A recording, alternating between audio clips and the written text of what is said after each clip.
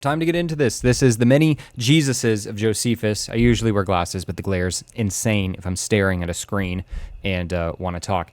So we'll be reading a translation by William Whiston because originally Josephus wrote in Greek, and I don't know how to read Greek yet. We're working on it. And he was born in 1667, a Sagittarius. So you can really trust this guy, Sag, known for the sign of higher institutions, religions, learning, temples, etc. This is the map you'll need to know of where we're at. It's the Levant, or pretty much just Galilee to Judea is 99% of everything.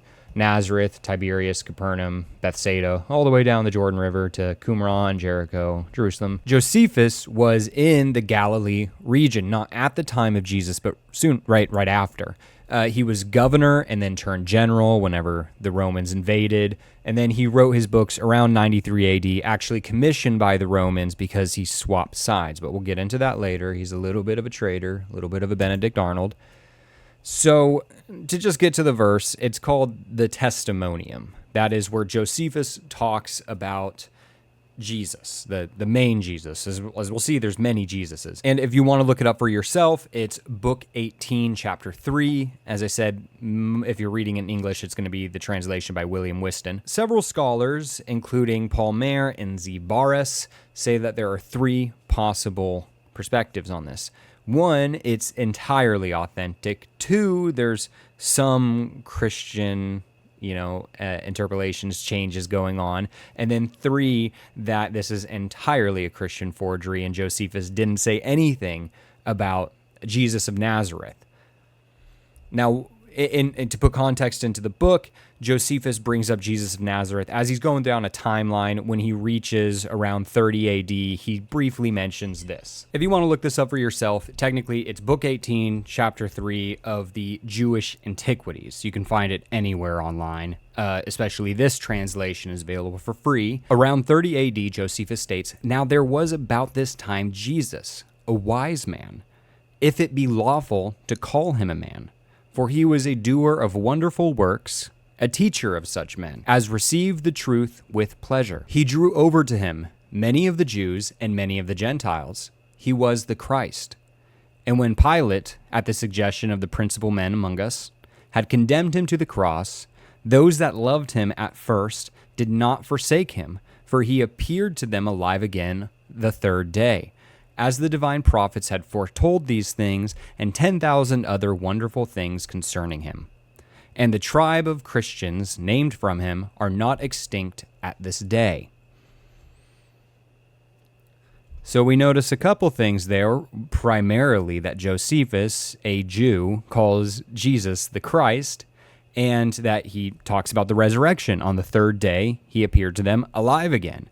Then references, the tribe of Christians still exists to this day, separating himself. He's not saying he's a Christian. He's just mentioning that Christians still exist to this day after this. So kind of contradictory. He really puts a miracle in here and that there are people following it, yet at the same time distances himself. Why would he report these things without being, a devout believer himself? So in all 20 books of Antiquities of the Jews, this is literally all he wrote about Jesus of Nazareth. Strange, because he claims so much about him in so little of words. So why would he do this? Let's put him on trial a little bit. What do we know about Josephus? We know he was a former Jew. He was a governor, and he was a general for Jews, and then eventually not converted to, let's say he converted to more to Roman citizenship, and he was writing in Greek. He was a traitor.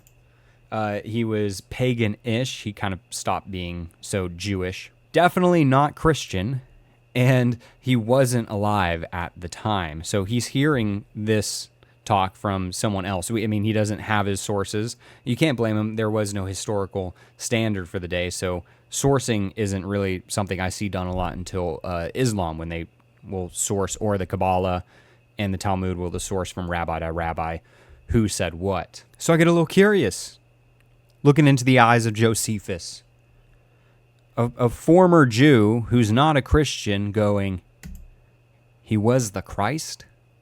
Now, Christ Messiah means savior. It comes from the Hebrew translations of savior.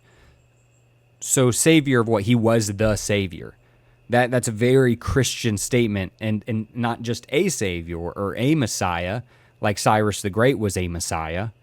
He was the savior, Messiah, Christ. Interesting.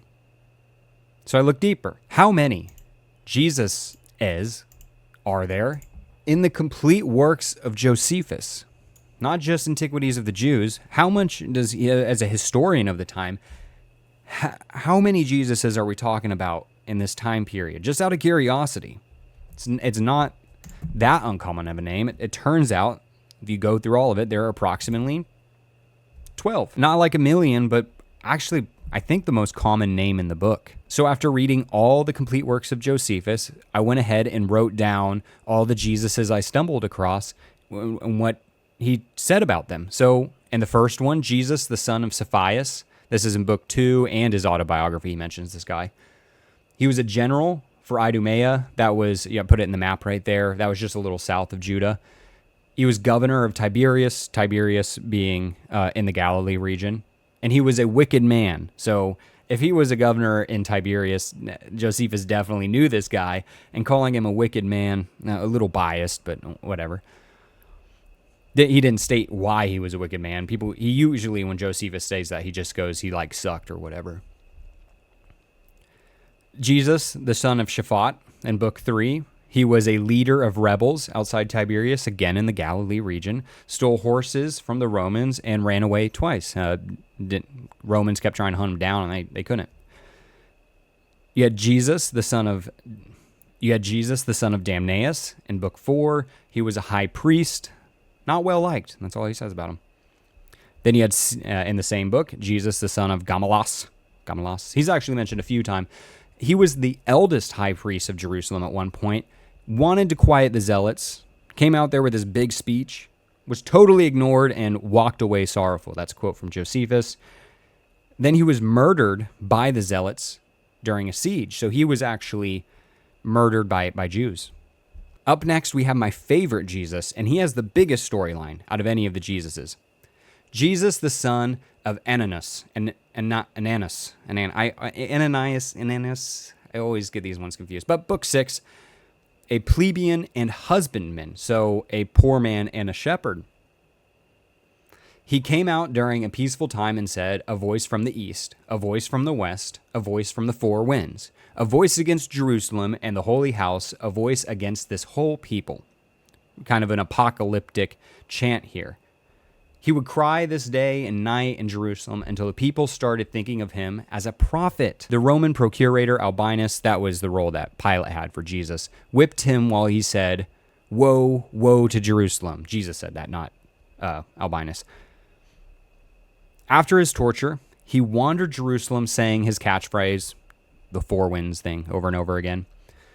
Until the siege in 70 AD, Josephus says he was hit by a stone and gave up the ghost. So while the siege was happening, a giant rock was flung and killed him. Kind of a sad anticlimactic ending. Then later on, we have Jesus, brother of John. So this isn't son of someone. Both these are brothers of someone. He caused a scene in the temple and then was murdered by his brother. Jesus, brother of John, wanted to take the high priest's position and caused a scene thinking he would have support, and it didn't happen. Later, a man named Bagosus, who was a friend of these two, punished the Jews for 7 years because he was really upset about the death of Jesus, this Jesus.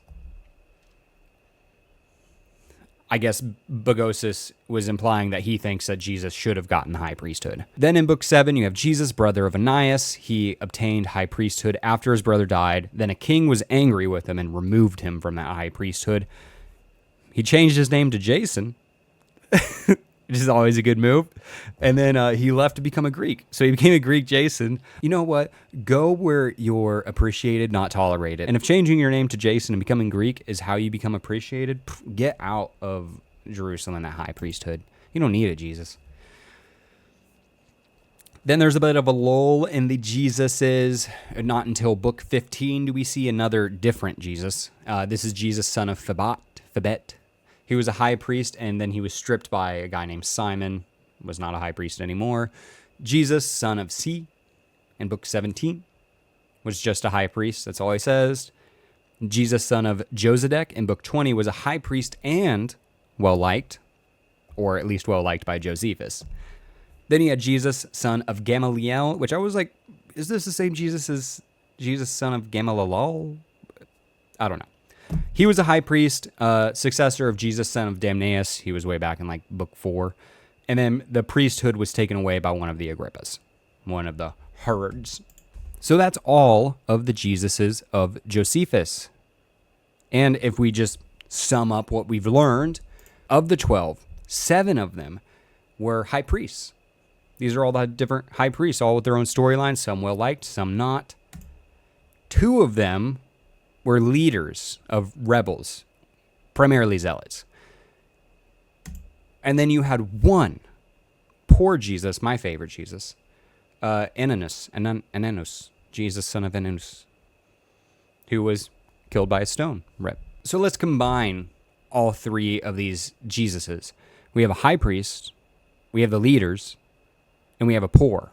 In Jewish tradition at this point, kind of the high priest class, the Levites, Aaronites, Zachites, whatever they're called, Zadokites, these are people that provide righteousness. Righteousness is when you get good with God. So you would have to go to a high priest to get good with God. You had leaders who led Israel. Traditionally, it was seen that there needed to be a person who fulfilled both, or you needed one of each. Sort of a militaristic-minded leader who, made everyone wealthy, and then the high priest who provided everyone righteousness, so that all that kingdom wasn't taken away by God, like it was 6 times or whatever. And then you had the poor, which is traditionally associated with the Davidic line. David was a bastard child who was a shepherd before he became king of Israel. So you combine all 3 of these up, and you get David himself. This is sort of all these Jesuses combine into a Davidic-like figure. So that got me wondering. I was like, okay, I can understand historically how a bunch of different Jesuses of Josephus may have gotten combined into one mythos. So let's look a little bit more into the translation by William Winston. And what do we know about this guy? Okay, because sometimes you got to look into the translators themselves and learn about their lives. And you learn a lot, just like I learned a lot about William Winston. Okay, and he is suspect as hell, let me tell you. Winston was a leading figure in the popularization of the ideas of Isaac Newton. He was bros with Isaac Newton. Fun fact, he is now probably best known for helping instigate the Longitude Act of 1714, helping map makers everywhere, and his important translations of Antiquities of the Jews and other works by Josephus. That is what we are talking about. Winston succeeded his mentor Newton as professor of mathematics at the University of Cambridge. In 1710, he lost the professorship and was expelled from the university as a result of his unorthodox religious views. Interesting that this guy is the one who's translating the complete works of Josephus then. Winston rejected the notion of eternal torment and hellfire, which he viewed as absurd, cruel, and as an insult to God. And what especially pitted him against the church authorities was his denial of the doctrine of the Trinity, which he believed had pagan origins. It would make sense to call Jesus the Messiah, the Christ then, and not call Jesus Son of God. Josephus doesn't call Jesus Son of God, even though he says he's the Messiah. Weird how that would line up with a certain William Winston's views. So we look even more into this, and I looked into, he's buddies with Isaac Newton. He was a leading figure in the popularization of Isaac. He was next in line to be a professor after Isaac Newton left. So we look into Isaac Newton, became a devout Protestant Christian. By his 30s, Newton held a Christian faith that, if it had been made public, would not have been considered orthodox by the mainstream church at the time. Many scholars now consider him a non-Trinitarian Arian. So William Winston, who was putting non-Trinitarian views into the works of Josephus, was also the leading figure in popularization of Newton's ideas, which were conveniently non-Trinitarian as well. I'm looking into the eyes of William Whiston, and I'm going, suspect, dude. I'm looking into the eyes of Isaac Newton. I'm going, I mean, these guys were like virgins. They were high intellect types. They didn't really live earthly lives. And for them to impose their academic will into translations would be pretty easy. And from their point of view, necessary to put their point across. So when we look at this strange inclusion of he was the Christ, just a small sentence, it does support non-Trinitarian views. It would support, you get what I'm saying. Remember, Josephus, not Christian. William Whiston, Christian. Isaac Newton, Christian. So I looked deeper. I went, hey, what were they translating? And I came across, I'm sorry, this is just why it's important to keep learning, guys. Don't blame William and Isaac. My bad. I might have been hyping that point up too much. There's reasons why they wrote that, actually. Two researchers, Yamauchi and John P. Mayer, actually are historians that have looked into the medieval manuscripts where these come from. So William Whiston was translating medieval manuscripts that did have this Christ edition into them. So he was translating word for word, but that still leaves a big gap between 93 AD when Josephus was writing this and then the earliest copy we have of the works in the medieval period. So these two have constructed a copy of the Testimonium, the passage about Jesus of Nazareth, with the probable insertions and brackets. The following paragraph is Yamauchi's. So let's look again at that passage. In the yellow here are what those two scholars believe are added. The if indeed one ought to call him a man, he was the Christ. On the third day he appeared, and to them restoring life, the resurrection part. Now, if we take this yellow out, let's read it without the insertions. About this time there lived Jesus, a wise man, for he was one who taught surprising feats, and he was a teacher of such people as accept the truth gladly. He won over many Jews and many of the Greeks. When Pilate, upon hearing him accused by men of the highest standing amongst us, had condemned him to be crucified, those who had in the first place come to love him did not give up their affection for him. And the tribe of the Christians, so called after him, has still to this day not disappeared. That seems like a very reasonable passage for Josephus to be writing, especially if you read the rest of Josephus. This is how it sounded. This is the voice that was being used, and he never used words like Christ or, again, like even brought up any of that later. So I was like, okay, maybe it was in the medieval times, the people who would have been keeping these copies and copying them over when the books would slowly decay would be Christians. Just like William Whiston and Isaac Newton were translating it as Christians, there were medieval Christians who were translating it as well. And if you dig even deeper, there is actually a second translation that is from 900 AD, but it comes from the Arabic side. So we have the Christian holders, and then we have the Arabic holders. Is there a difference in the text? Yes. It pretty much goes the same, that there was a wise man called Jesus. He was known to be virtuous. It doesn't say he was a doer of wonderful works.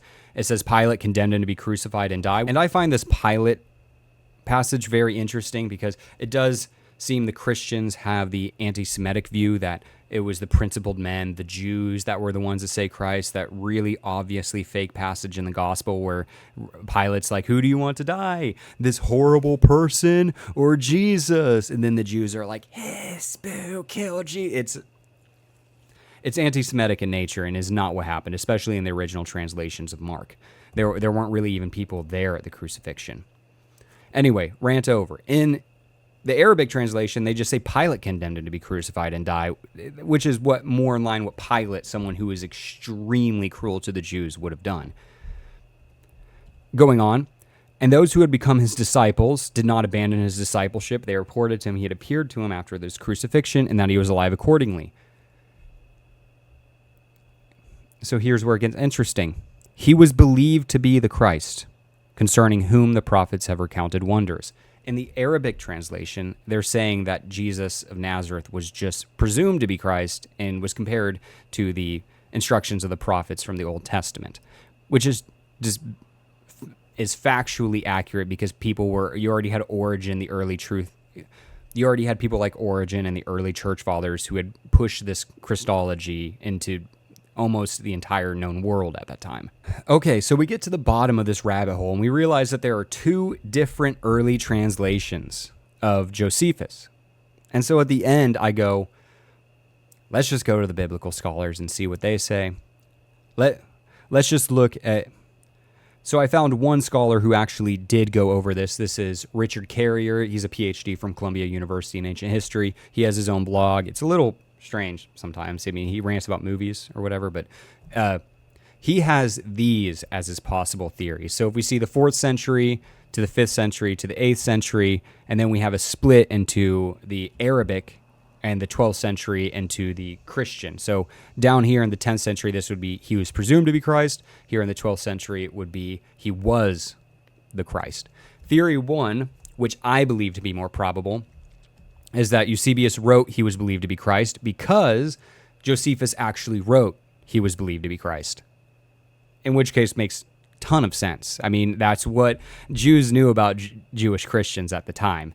And there were tons of different sects. There were Christ cults. There were like the pillars of the church. Josephus would have known about all of this. And so for him to go, he was believed to be the Christ would be very reasonable. And then when Eusebius's works were translated, someone translated around here to alter whether it is in one of these three to say he was, or from Jewish antiquities itself, someone altered it to say he was, and the copying and how messy that can get. Theory 2 is that Eusebius actually wrote he was the Christ because the manuscript he had already gotten was already altered to say he was the Christ. And that in that case, there is an earlier pre-Eusebius translation that was corrupted, which makes total sense. By the 4th century, Christianity's starting to have some serious legs to it. So to have someone alter it that quickly is not unforeseen either. However, I'm still a fan of theory 1. I do believe that Josephus would have been aware of Christians and enough to make a small footnote of them. So what can we learn from this video? One, we can learn that the words of Josephus have definitely been altered in some way. Even if he originally wrote he was the Christ, which he didn't, but even if he did write that, then the words have been altered to say he was believed to be Christ. So there's some alteration going on no matter which side you stand on. And it's possible that the original has been lost. Like I said, the earliest manuscripts may have already had that change put into them.